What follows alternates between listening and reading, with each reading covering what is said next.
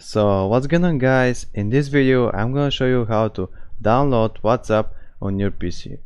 But before I start, make sure you give a like, and also if you have some questions, if you have some problems, comment down below the video and I will try to respond. And yeah, let's move on point. How? When you're on their official site of WhatsApp, just click here on download, and as you can see here we can choose on which device we wanna download WhatsApp. So yeah, let's say we wanna download it for Mac or for Windows. Yeah, and click here on download for Windows, and as you can see now it's downloading. But I already installed it because I don't want to waste your time.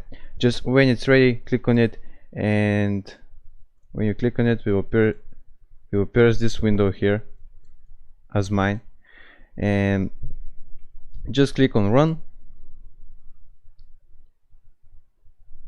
Wait a few seconds. Now it's running.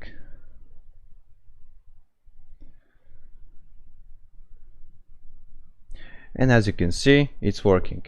You have a WhatsApp on your PC. And yeah, that was it. If I helped you out, make sure to give it a like, and also, as I said, if you have some problems, if you have some questions about it, just comment down below the video in the comments and I'll try to respond. And see you in the next video. Bye.